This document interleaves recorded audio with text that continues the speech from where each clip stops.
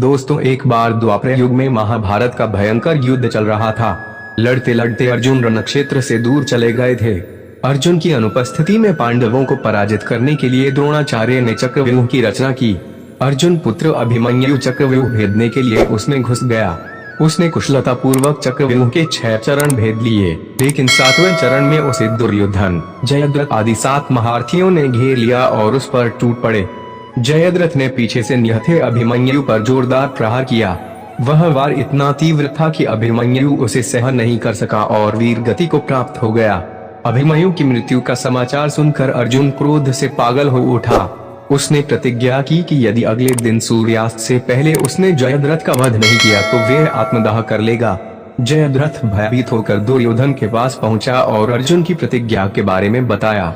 दुर्योधन उसका भय दूर करते हुए बोला, चिंता मत करो मित्र, मैं और सारी कौरव सेना तुम्हारी रक्षा करेंगे।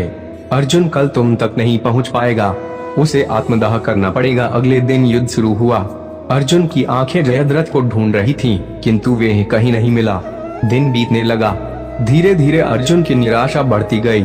यह देख श्री कृष्ण बोले, पार्थ, समय बीत रहा है और कौरव सेना ने जयद्रथ को रक्षा कवच में घेर रखा है, अतः तुम शीघ्रता से कौरव सेना का संहार करते हुए अपने लक्ष्य की ओर बढ़ो। यह सुनकर अर्जुन का उत्साह बढ़ा और वे जोश से लड़ने लगे, लेकिन जयद्रथ तक पहुंचना मुश्किल था। संध्या होने वाली थी। तब श्री कृष्ण ने अपनी माया फैला दी। इसके फलस्वरूप सूर्य बादलों में छिप गया और संध्या का भ्रम उत्पन्न हो गया। संध्या हो गई है और अब अर्जुन को प्रतिज्ञावश आत्मदाह करना होगा। यह सोचकर जयद्रथ और दुर्योधन खुशी से उछल पड़े।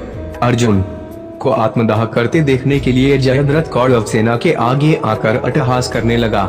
जयद्रथ को देखकर श्री कृष्ण बोले, पार्थ, तुम्हारा शत्रु तुम्हारे सामने खड़ा है, उठाओ अपना गांडीव और वध कर दो इसका। वह देखो अभी सूर्यास्त नहीं हुआ है। यह कहकर उन्होंने अपनी माया समेट ली। देखते ही देखते सूर्य बादलों से निकल आया। सबकी दृष्टि आसमान की ओर उठ गई। सूर्य अभी भी चमक रहा था। यह देख जयद्रथ और दुर्योधन के पैरों तले जमीन खिसक गई। जयद्रथ भागने को हुआ, लेकिन तब तक अर्जुन ने अपना गांडीव उठा लिया था। तभी श्री कृष्ण चेतावनी देते हुए बोले, हे अर्जुन, जयद्रथ के पिता ने इसे वरदान दिया था कि जो इसका मस्तक जमीन पर गिराएगा उसका मस्तक भी 100 टुकड़ों में विभक्त हो जाएगा। इसलिए यदि इसका सिर जमीन पर गिरा तो तुम्हारे सिर के भी 100 टुकड़े हो जाएंगे। हे पार्थ, उत्तर दिशा में यहाँ से 100 योजन की दूरी पर जयद्रथ का पिता तप कर रहा है। तुम इसका मस्तक ऐसे काटो कि वह इसके पिता की गोद में जाकर गिरे। अर्जुन ने श्री कृष्ण की चेतावनी ध्यान से सुनी और अपनी लक्ष्य की ओर ध्यान कर बाण छोड़ दिया। उस बाण ने जयद्रथ का सिर धड़ से अलग कर दिया और उसे लेकर सीधा जयद्रथ के पिता की गोद में जाकर गिरा। जयद्रथ का पिता चौंक कर उठा तो उसकी गोद में से सिर जमीन पर गिर गया। सिर के जमीन पर गिरते ही उनके सिर के भी 100 टुकड़े हो गए। इस प्रकार अर्जुन की प्रतिज्ञा पूरी हुई। दोस्तों, आपको ये वीडियो पसंद आई हो तो हमारे channel based story of God को सब्सक्राइब जरूर करें। जय श्री